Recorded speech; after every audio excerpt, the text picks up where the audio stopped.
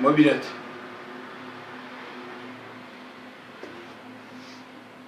Voilà, je voulais parler de Balzac, de mémoire. Ce sera mis en ligne demain mercredi 10h, au moment où je prendrai la parole pour 2 heures de cours.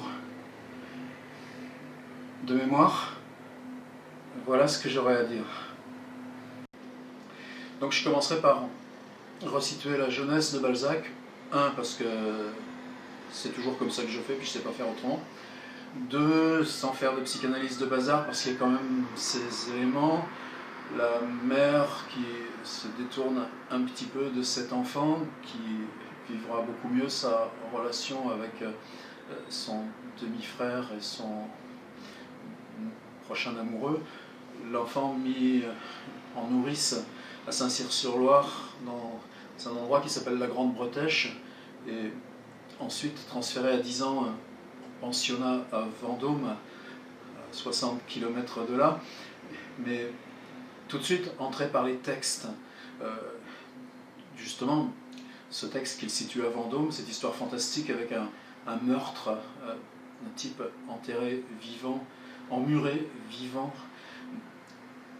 Ça se passe à Vendôme et la maison s'appellera la Grande Bretèche. Et puis, aussitôt parler de Louis Lambert, c'est-à-dire dans les 6 ans que Balzac passera à Vendôme avant. Vous savez, c'est pour ça qu'il est viré. Il avait ramassé une espèce de bout de bois qui ressemblait à un crucifix, mais un crucifix avec une espèce d'épine. C'était un Christ qui bande, en somme. Voilà à quoi il devra sa libération et son envoi en interne encore à Paris. Mais dans les 6 ans qu'il passe à Vendôme, vous savez qu'il ne rentrera jamais à Tours et que sa mère viendra le voir 2 fois. C'est pas beaucoup, mais au moins ça permet déjà aussi de parler de Louis Lambert, c'est-à-dire tout ce qu'on invente dans sa tête d'une autre réalité, une réalité magique, à partir du tout petit timbre-poste qui vous en est concédé. Et Louis Lambert, le mystique, c'est précisément à l'internat à Vendôme que se passe l'histoire. Ce sera Balzac point 2, il faudra tracer vite dans cette première partie. De toute façon, Balzac, je pourrais en parler toute une nuit ici, j'espère que c'est pas ça que j'ai commencé à faire. Mais point 2, c'est la vie à Paris. On est à l'écart, loin, on est à une quarantaine de kilomètres à l'est de Paris. On a pour voisin la famille de Berny, le petit Honoré est l'enfant et l'ami des enfants de Madame de Berny. Vous savez que l'histoire n'est pas appelée à se limiter là, mais il y a ce moment, vers ses 18 ans, où il décide d'être écrivain. Et la négociation avec le vieux père, c'est que oui, il aura 1 an, il se débrouillera pour se chauffer, il aura un budget extrêmement limité. Et puis il y a cet ami de la famille qui lui prête une espèce de cabane dans le fond de son domaine à l'Isle-Adam. Et là encore, tout de suite, les textes. Ce texte qui commence par se perdre dans la forêt de l'Isle-Adam, et puis le voir de l'extérieur, cette espèce de domaine entouré de grilles, et puis à l'intérieur, qu'est-ce qu'il y a? La folle. Et vous savez, c'est Adieu. Et dans Adieu, qui est une histoire fantastique, une histoire centrée sur la folie, avec cette espèce de cavalcade forcenée de phrases chauffées au rouge, qu'est-ce qu'il y a au bout?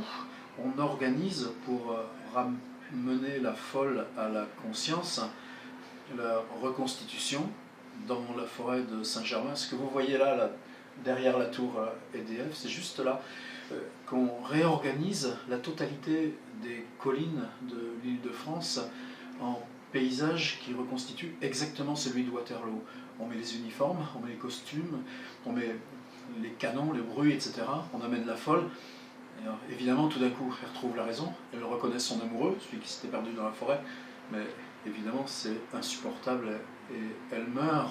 Mais peut-être avec Adieu, pour moi, le mystère, c'est pas cette notion sous ces trucs éculés sur le réalisme de Balzac. Et encore, je dis éculé, c'est pas ce mot-là qu'il faudrait. Oh, livre de classe qui parlait encore et toujours du réalisme de Balzac.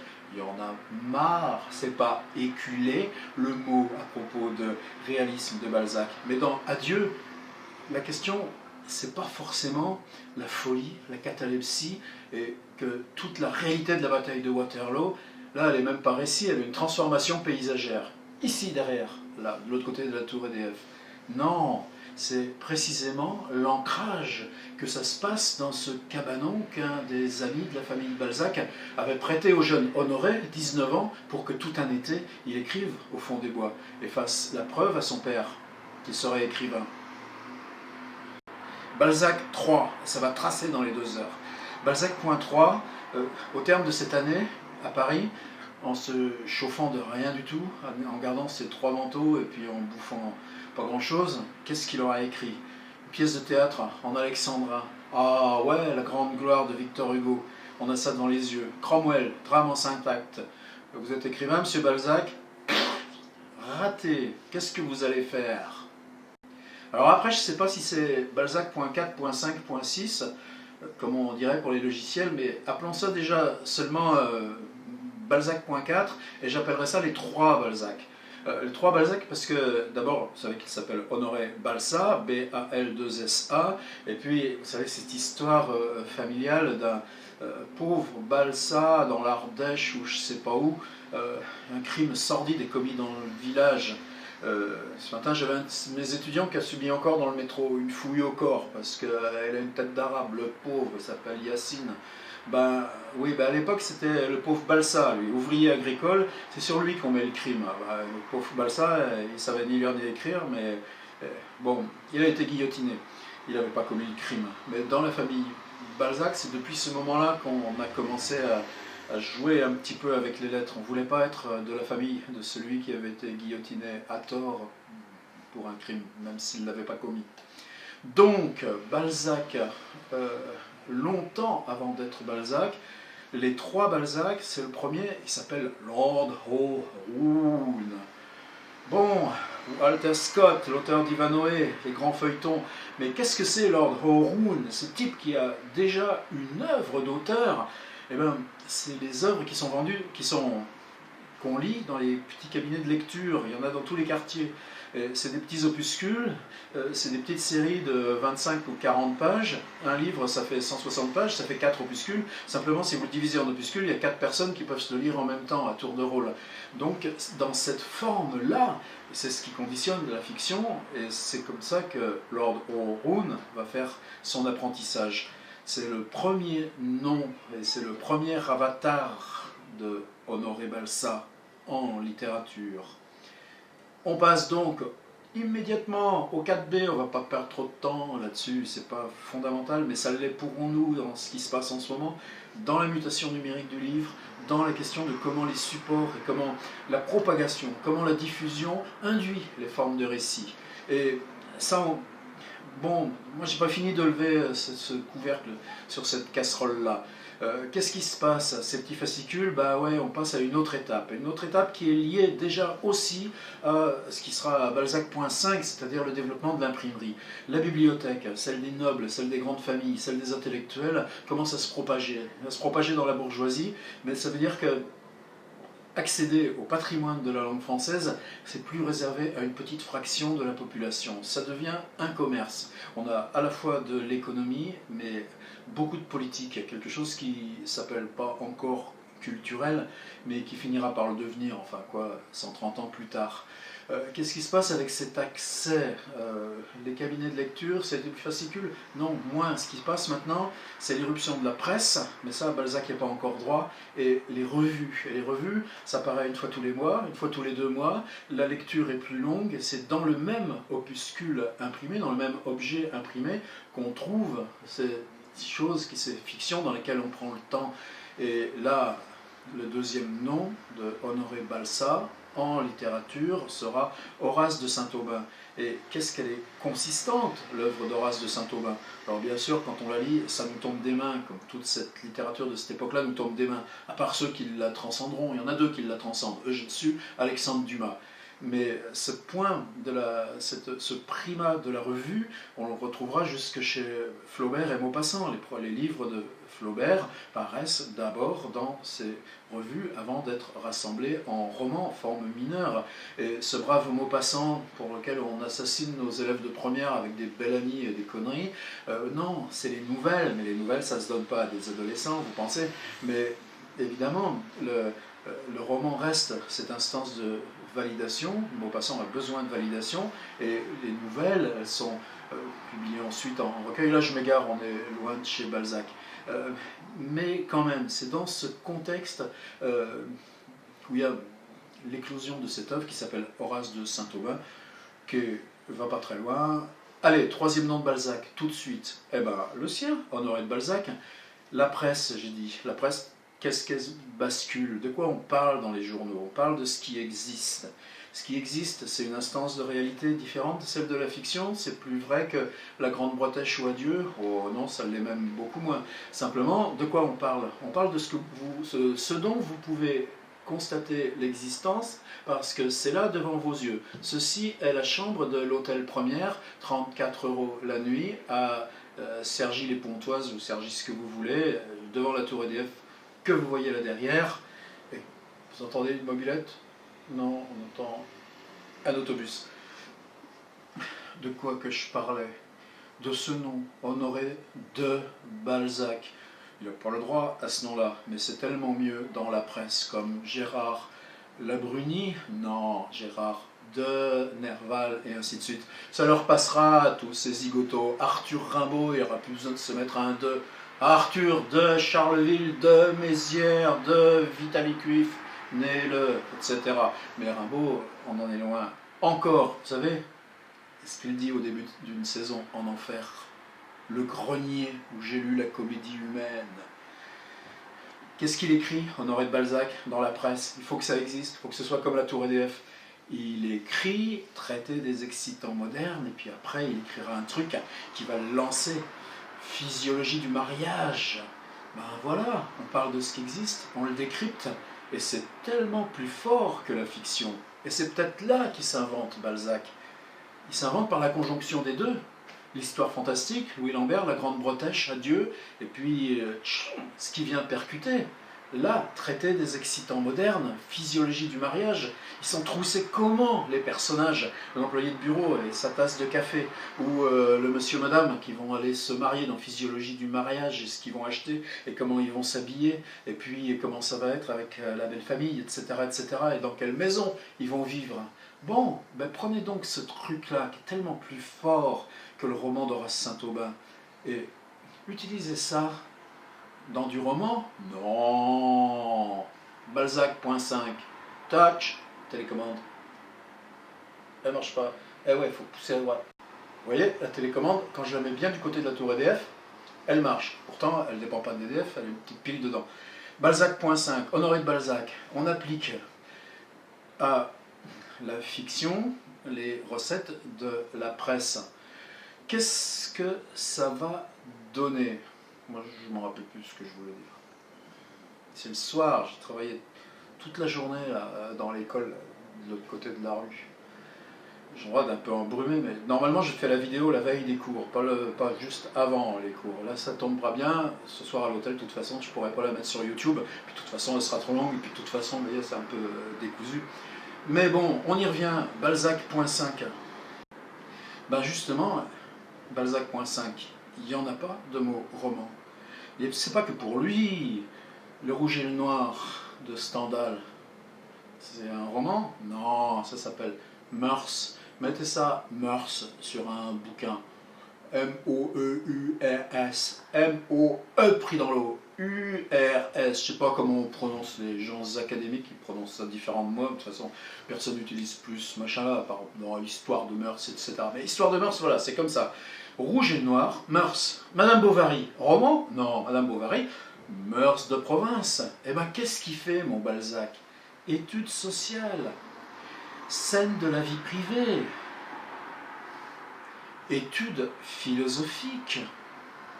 Et précisément, c'est parce que c'est en dessous du roman Je ne veux pas dire que c'est en dessous en hiérarchie de valeur, non.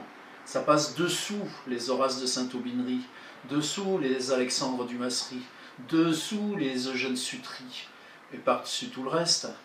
Mais comment vous pouvez contester ça? De quoi il s'agit avec le marquis d'Espard et puis sa bagarre financière avec sa brave épouse? Eh bien, on les ouvre, les dossiers financiers. On les ouvre, les classeurs, les tableurs Excel de ces gens-là. Et puis, qu'est-ce qui se passe dans Honorine? Je parle d'Honorine parce que tout le monde a lu Honorine, bien sûr. Vous entrez dans une maison, il y a un type là, quelque part, 3 pièces plus loin, on est un peu perdu, on l'attend. On traverse la cour pavée avec de l'herbe dedans, on rentre dans ce hall, on monte un escalier, puis on va attendre dans ces pièces avec des fauteuils, avec des housses, puis il y a la fenêtre qui est ouverte, puis on entend le bruit qui est dehors, puis peut-être même un cheval qui piaffe au loin, comme là, vous entendez les chevaux dans la rue à Cergy. Bon, et puis qu'est-ce qu'il lui raconte? Honorine, c'est ça qui est gigantesque, c'est cet emboîtement. Ce brave gars, bon, il y a une histoire d'amour derrière, et puis il n'a pas la conscience claire. Bon, c'est lui qui a été foutu dehors, et il y avait des raisons. Mais Honorine, elle vit où? Dans une maison, comme ça, elle élève des fleurs, et elle s'imagine que c'est grâce à ces 3 sous de vente de fleurs qu'elle la paye, sa maison, puis son jardin, puis ce voisin qui est gentil là à côté. Bon, ben oui, lui, c'est le gars, il va être employé pour ça. Qu'est-ce que c'est fantastique de faire tenir un roman juste sur des maisons. Attaquez-les donc comme ça, les grands classiques, les Balzac qui semblent tellement poussiéreux. À quel moment on trouve poussiéreux Balzac? Moi j'ai eu de la chance, j'avais 15 ans, puis tous les potes ils allaient travailler à la coopérative agricole de Civray dans la Vienne, et puis au bout il y avait 600 francs à porter des sacs de blé de 50 kilos, et puis du coup on pouvait s'acheter ce qu'on voulait, un électrophone stéréo, est-ce que c'était stéréo? Ouais, la stéréo c'est arrivé juste quand j'étais en première. Led Zeppelin 2, Whole Lotta Love, c'était le premier disque en stéréo qu'on s'est tous écouté comme ça dans nos pioles à l'époque. C'est lié à Balzac, pourquoi? Bah ouais, moi, mes parents, ils ont voulu que j'aille en vacances avec eux dans le bassin d'Arcachon. Chez mon grand-père, il y avait un Balzac, en 18 tomes. C'était son fête de gloire d'avoir un Balzac, ça tenait toute l'étagère. Non, il n'y avait pas que ça comme bouquin dans l'armoire, mais bon, j'ai demandé au grand-père s'il me le prêtait, son Balzac. Il a fallu que j'y rende 2 mois après.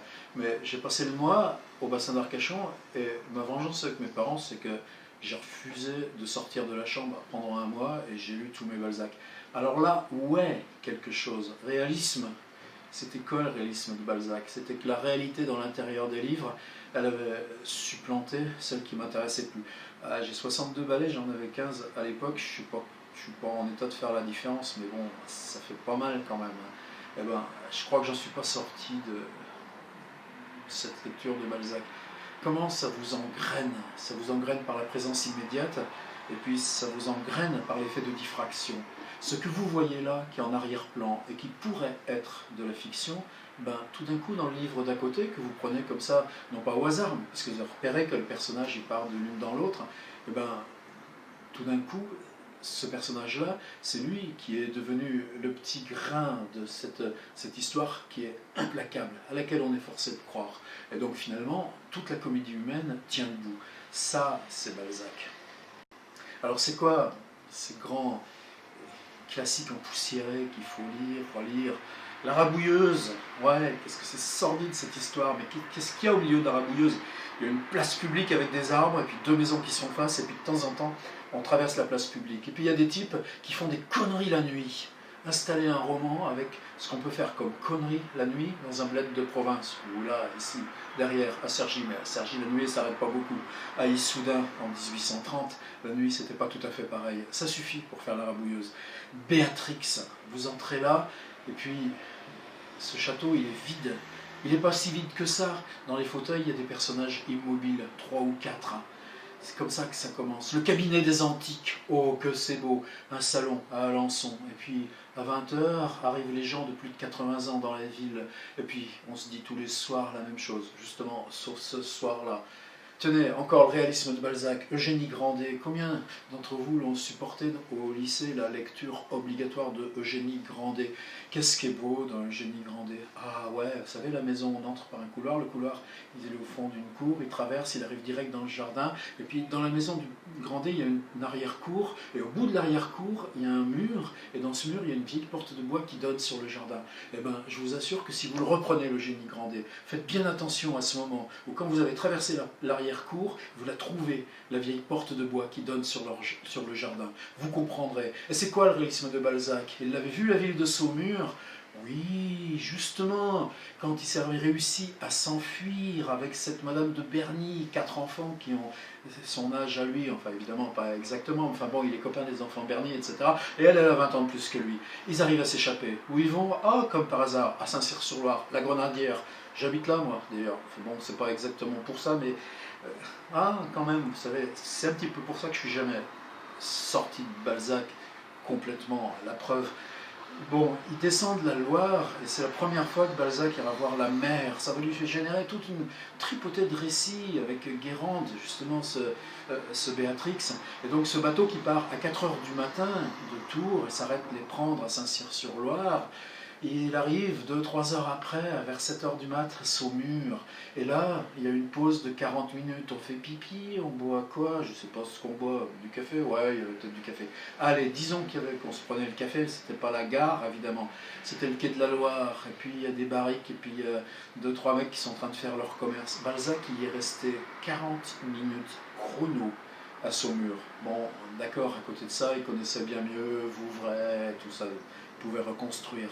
Mais le réalisme de Balzac pensait toujours que c'est 40 minutes de la vie d'un mec à 6 heures du mat, à Saumur, avec une femme en situation d'adultère qui a 20 ans de plus que lui. Ça règle la question. Maintenant, il faudrait peut-être revenir un petit peu à sa vie, au Balzac. Donc il commence à écrire dans la presse, bon je ne vais même pas vérifier les dates, de toute façon... les élèves à qui je m'adresse, dans l'amphi, ils ont tous leur téléphone, leur tablette, leurs ordi, etc. Pourquoi ça sert les dates? Autant mieux les remobiliser en leur demandant de m'aider en suivant tout de suite sur Wikipédia ou ailleurs avec les images, les cartes, justement les dates et tout ça. Enfin bon, Wikipédia, c'est pas terrible sur la littérature en France, il faudrait s'y coller sérieusement. Un de ces jours. On se moque beaucoup de Balzac à cause de ces grands coups pour faire du fric. Ce type, il va s'en faire du fric, mais il va le bouffer, le perdre, le gaspiller. Donc il emprunte à sa mère une lourde somme, je ne sais plus les chiffres, 40 000 francs d'époque, tout ça. Il rachète une imprimerie. Et qu'est-ce qu'il fait dans son imprimerie? Son truc, c'est de faire justement ce qui n'avait jamais pénétré les couches populaires. Les petits classiques, Molière, La Fontaine. Et puis il leur fait des préfaces. Pourquoi et comment il faut lire Molière et La Fontaine? Et bien là, justement, moi je crois qu'on n'en est pas sorti de ce truc, de ce geste. Alors maintenant, ouais, YouTube et tout ça, allons-y comme ça. Mais lui, c'était avec son imprimerie. Il aimait tout son truc. Le pire, c'est que du coup, 3-4 ans après, il est tout forcé de revendre. Il a bouillonné, il a tout vendu les trucs. Il la vend une misère. Eh ben, qu'est-ce qui va arriver de cette imprimerie? Le type qui va la racheter, 5 ans après, il leur a fait fortune. Et Balzac, ce sera tout le temps des coups comme ça. Tenez, un autre exemple.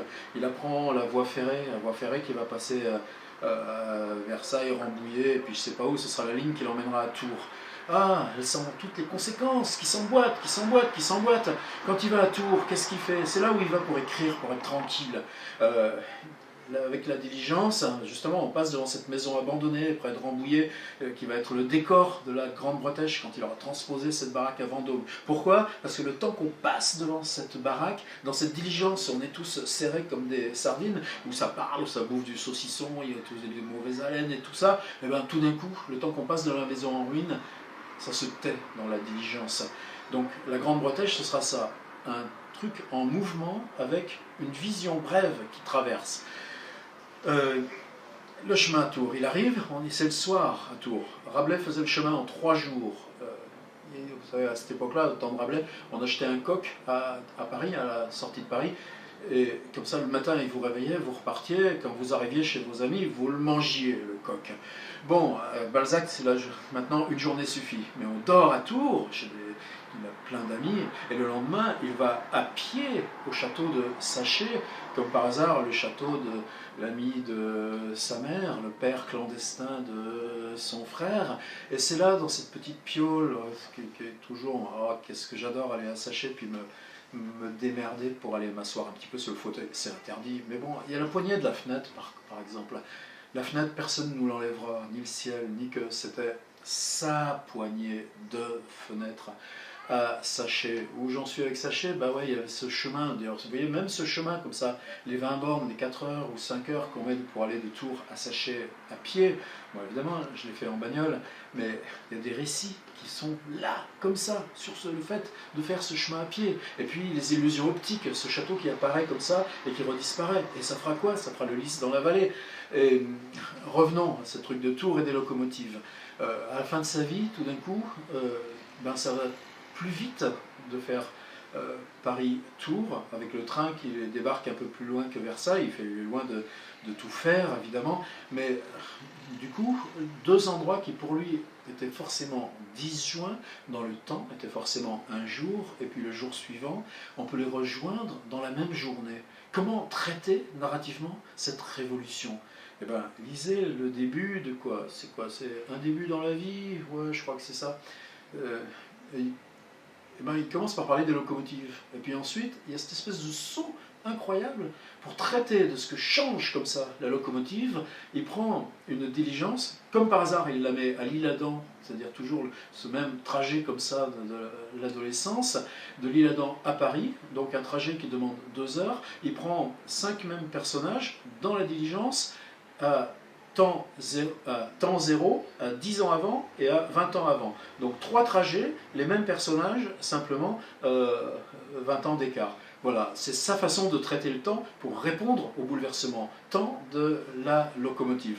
Bon, et donc il achète un terrain à Sèvres, au Jardy, un terrain qui va pile sur la voie ferrée. Manque de peau, comme il est juste au-dessus de la voie ferrée, le truc il s'éboule tout le temps, il va bouffer un fric monstre là encore, pour simplement se faire des murs de soutènement, des murs de soutènement, des murs de soutènement, et puis du coup il aura tellement bouffé dans le mur de soutènement qu'il va la revendre, là encore, opération, rien du tout, tout perdu.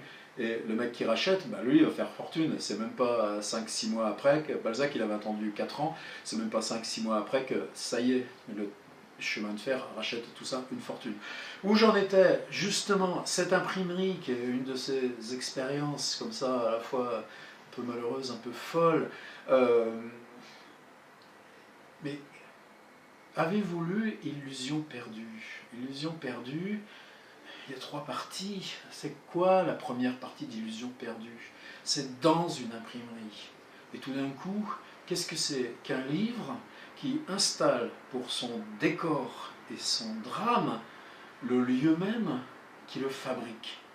Et qu'est-ce que c'est le ressort tragique d'Illusion perdue? On est à Angoulême, l'endroit où traditionnellement on faisait le vélin, faire du papier sur de la peau animale, qu'est-ce que c'est vieux, ça remonte au premier temps du codex, mais ensuite le papier de chiffon, qu'est-ce que c'est précieux, qu'est-ce que c'est difficile à travailler, et puis tout d'un coup, au 19e siècle, on industrialise. On fait le papier avec quoi? Même plus avec le chanvre du 16e siècle, on fait le papier avec des espèces végétales et avec de la récupération, avec des tissus de brocante. Tout d'un coup, le papier, ça vaut plus rien. Mais quelle fortune vont se faire ceux du papier. Mais indépendamment de la fortune de ce fonds du papier, qu'est-ce que ça induit pour le livre, cette explosion massive? Bon, peut-être si vous avez ça dans la tête, vous y remettrez le nez un peu dedans, Illusion perdue.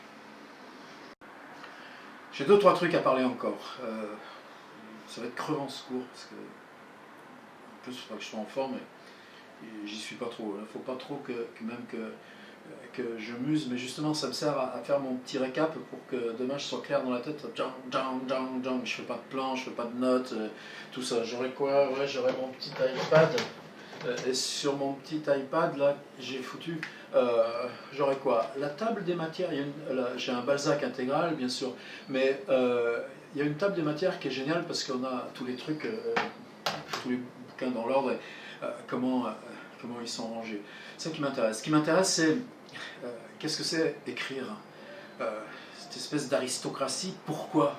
Ben parce qu'on est artiste comme les peintres. Il y en a des peintres dans la comédie humaine. Euh, des vrais, des grands, des petits, des tricheurs, des pas tricheurs. Il y a des musiciens. Ça, qu'est-ce que c'est compliqué de faire de la littérature avec de la musique? Il y a Massimiliano, cette idée sur la magie du chant et la différence qu'il y a entre la magie du chant sur la scène et puis le personnage quand on l'a face à face. Et puis il y a Gambara, ce vieux fabricant de violon, et puis cette misère où peut être quelqu'un qui connaît le secret de la fabrication des violons. Bon, tout ça c'est des vieilles trucs, c'est repris des vieilles légendes italiennes, de toutes ces histoires qui se trimballent dans le fond éculé de l'Europe et qui circulent tout le temps.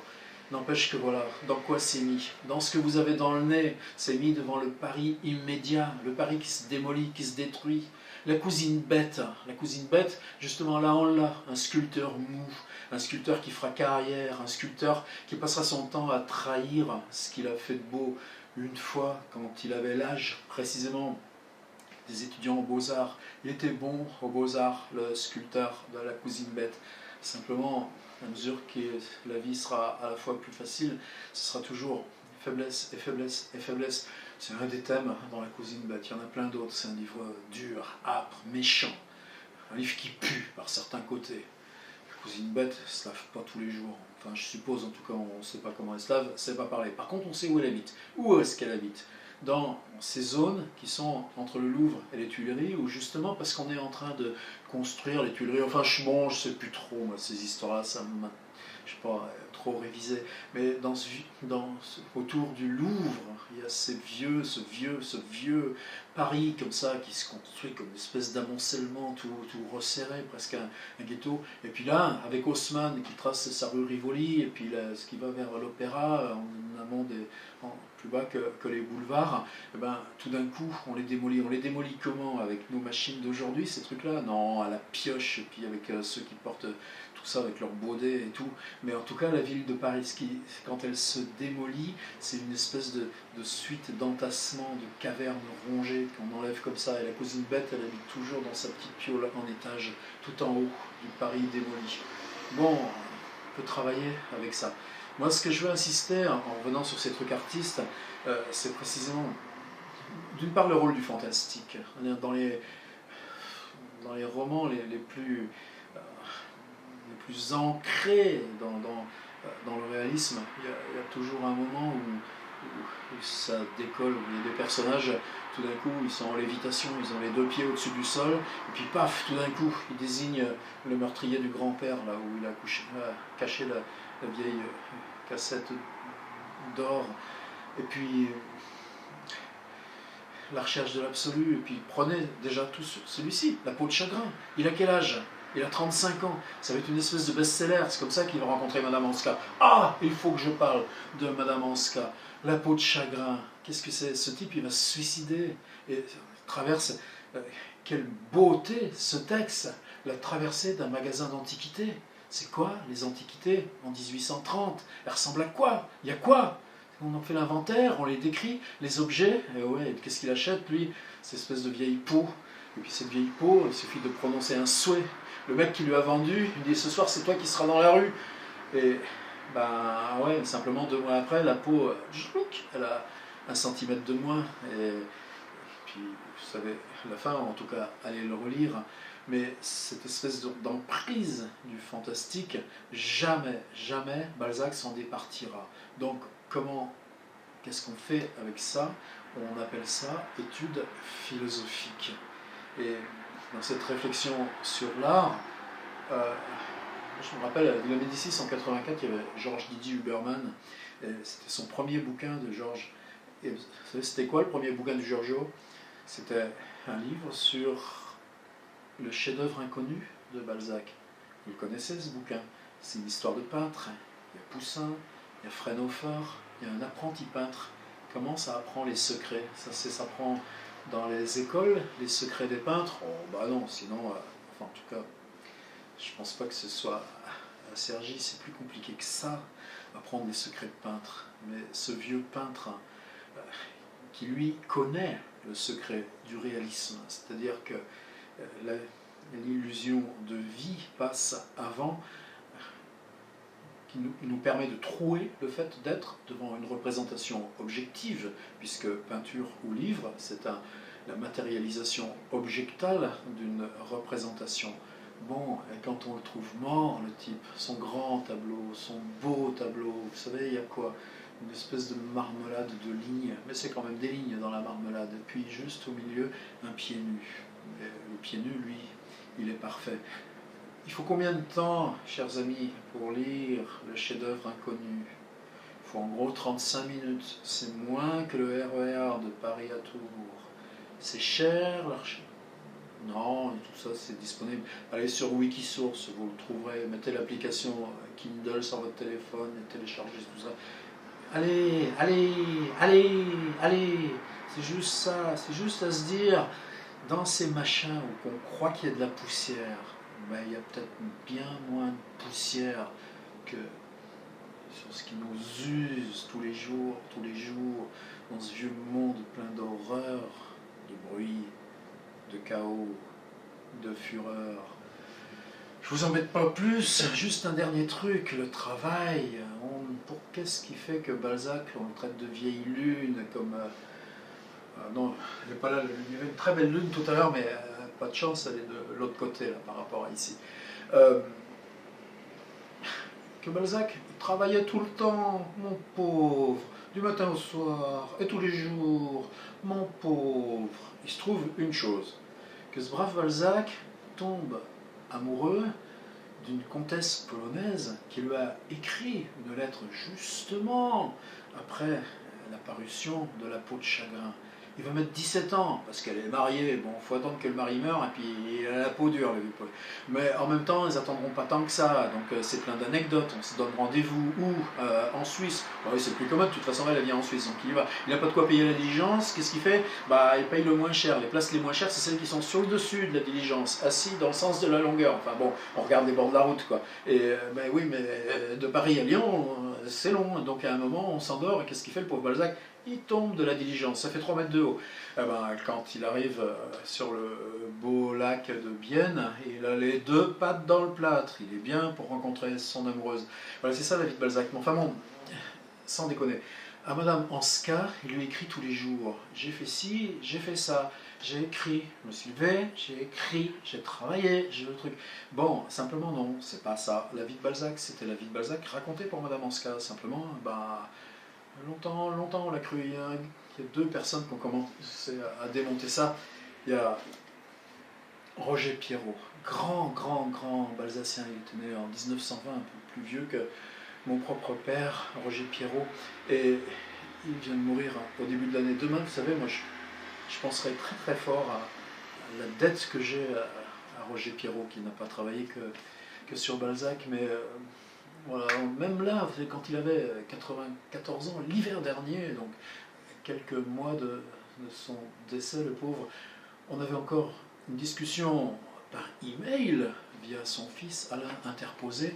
Doit-on dire Lucien de rue Bainpré, comme mon copain Mathias Hénard, ou Lucien de rue Banpré, comme moi j'ai toujours dit? Ah, on en a des problèmes entre nous, les balzacistes. Roger Pierrot, le premier, a mis un petit peu ça à plat. Un autre, Stéphane Vachon, qui est à l'Université de Montréal, qui a raconté un petit peu l'argent de Balzac. Bon, c'est quoi l'histoire? C'est quoi le rythme? On ne fait pas des rythmes comme ça, on ne travaille pas tous les jours. D'abord, il y a un décalage horaire, c'est pas les mêmes heures que les nôtres. Donc en gros, il se lève à 3h du mat. Et il écrit. Alors oui, bien sûr, quand il écrit, il se paye du luxe, parce que ça dure pas longtemps. Donc il se l'offre, les petits luxes pour ces trucs qu'on écrit. Il s'achète des poires. Et alors, on peut pas se payer quelques fruits, nous, de temps en temps? Bon, et puis du café, bah ouais. Il écrit de 3h à 7h. Qu'est-ce qu'on fait? Combien de temps on tient si on écrit tous les jours comme ça, à 3 ou 4 heures dès le matin? C'est important, parce que qu'est-ce qu'on s'enlève? On s'enlève la dernière phase de sommeil. C'est cette phase de sommeil qui sert strictement à rien, mais qui précisément dans l'écriture vous permet d'être un petit peu dans le lâcher-prise. Il n'est pas le seul, Balzac, à écrire comme ça à la place de cette dernière phase de sommeil. Et il tient 12 jours, 14 jours, qu'est-ce que ça donne? Un texte de 140 pages. Maintenant, regardez les grands romans. Illusion perdue, 3 parties. 3 parties, elles font combien chacune des parties? 140 pages. Elles sont publiées ensemble? Non, elles sont publiées à 2 mois d'écart chacune, et ainsi de suite. C'est-à-dire, vous verrez que cette espèce d'unité élémentaire du Balzac, 140 pages, quand les bouquins sont plus grands, ils sont faits d'une accumulation dénombrable de ces unités élémentaires. Et ça, c'est 12 jours, c'est 14 jours. Alors évidemment, il y a d'autres rituels.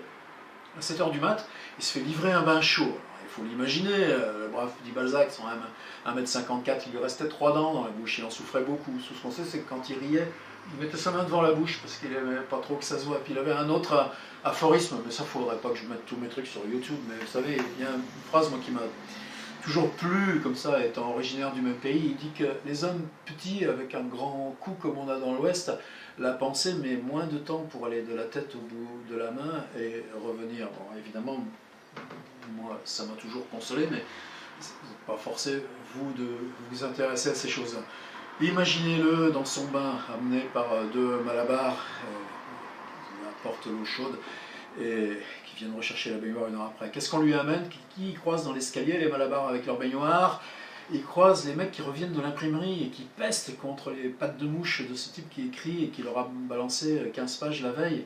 Et là, il lui ramène les placards. Il lui ramène les placards, c'est des grandes feuilles d'imprimerie avec le texte au format livre au milieu.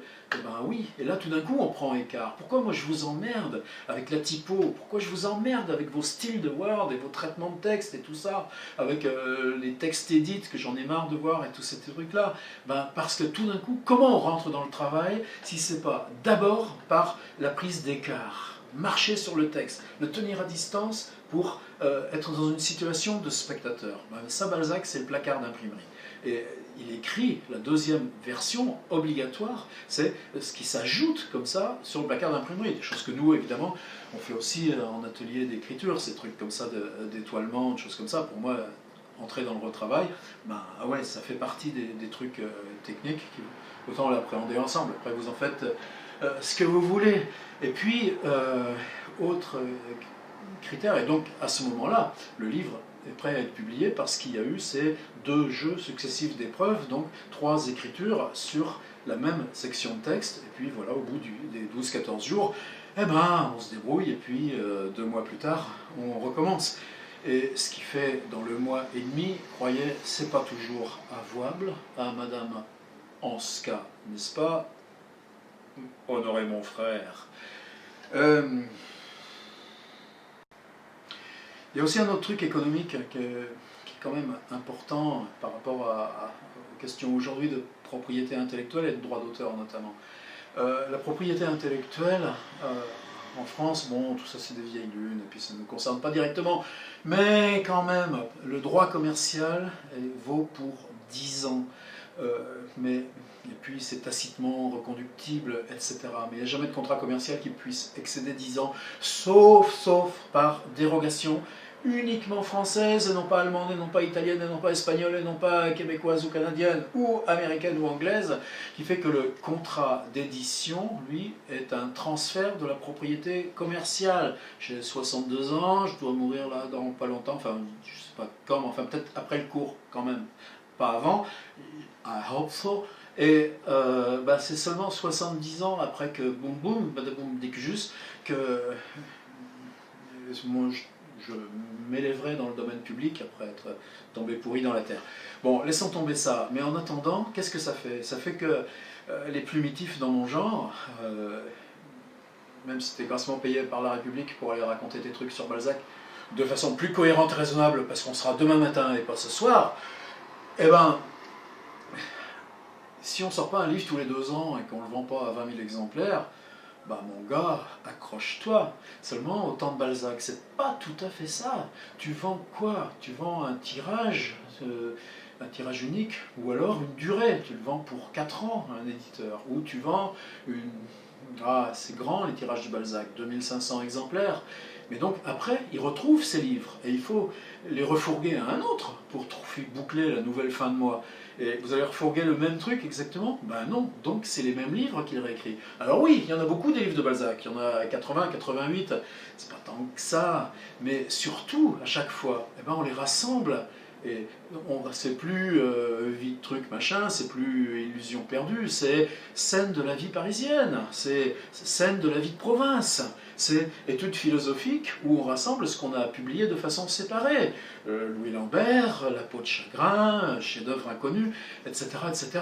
Et comment elle s'invente, la comédie humaine? Ben là, vous savez, c'est Proust qui dit le grand mystère de Balzac, c'est que la comédie humaine se soit inventée rétrospectivement. Balzac l'avait entièrement écrite, enfin en tout cas écrite aux 2/3. Et puis tout d'un coup, il y a ce truc-là de dire, si je rassemble tout, eh ben, il suffit de tellement peu, de quelques... L'avare s'appellera Gobseck, et puis il y a le récit de Gobseck, mais tous les avares qui ressemblent à Gobseck, bon, ça y est, ils s'assemblent, c'est Gobseck. Il me faut un banquier, allez, du Singen pour le banquier, et puis du Tillet pour le banquier véreux, et puis ainsi de suite, ainsi de suite, ainsi de suite. Et puis d'Arthez pour le grand écrivain, puis d'Arthez, à un moment donné, il faut bien qu'il ait son amour, donc bah tiens, allez hop, Duchesse de Langeais, et voilà la comédie humaine. C'est pas un projet, la comédie humaine. C'est la conséquence directe d'un système d'écriture qui n'associait pas la propriété intellectuelle au droit d'auteur. À bon entendeur, salut. Dans mes cours, c'est pour ça que je ne vais jamais jusqu'à la fin, parce que la fin est toujours triste. Vous savez quoi? À la fin, il meurt, Balzac. Il est au Père-Lachaise. À la limite, ce qui est beau dans Balzac, c'est le vicomte Speulberg de Loewenjoul. Vous ne le connaissez pas? Moi non plus, c'est même pas sûr que ça se prononce exactement comme ça. Qu'est-ce qu'il faisait? Madame la Polonaise, Balzac, il avait fini par l'épouser. Il va en Ukraine, simplement, du coup, ce qu'il ne savait pas, c'est que le grand domaine et les milliers d'hectares, c'était bouffé de dettes et tout ça. Simplement, il lui offre la belle vie. L'an dernier, avec les Sergi, on avait fait ça, on était allés 2 jours, quel régal, dans la vieille bibliothèque du musée Balzac, rue Renoir, juste à côté de la maison de la radio. Vous pouvez aller le visiter et le saluer de ma part. Et évidemment, ou pas si, je ne sais plus, c'est compliqué, la maison de Balzac. Et la brave dame, à peine Balzac est mort, c'est pas beau, parce que, bon, maladie qu'il avait, gangrène, pourrissure, etc. Il y a un texte de Victor Hugo sur, tu vois, quand il vient visiter Balzac sur son lit de mort, et puis, en gros, il n'y a personne, Madame Veuve est déjà partie s'amuser à côté, et puis, il n'y a que cette espèce de truc qui pue malgré les fenêtres ouvertes, et puis tout noir, bleu, et puis voilà, c'est ça. Enfin, le texte de Hugo sur Balzac, mort, c'est... Bon, ça ne nous intéresse pas. Speulberg de Loewenjoul, qu'est-ce qu'a fait Madame Veuve, la polonaise? Qu'on vole immédiatement en juste noces avec un de leurs copains, qui faisait quoi? Peintre. Oh ouais, venez peindre, vous épouserez les veuves de tous les grands écrivains qui ont raté tout le reste. Et qu'est-ce qu'elle va faire de ces papiers? Balzac gardait tout, gardait ses manuscrits. Des fois il les offrait, il faisait relier, il les offrait à ses chéris. Et bon, du coup on a de beaux manuscrits, puisque des chéris il en a eu pas mal. Et bah, comment on emballe le poisson dans le quartier?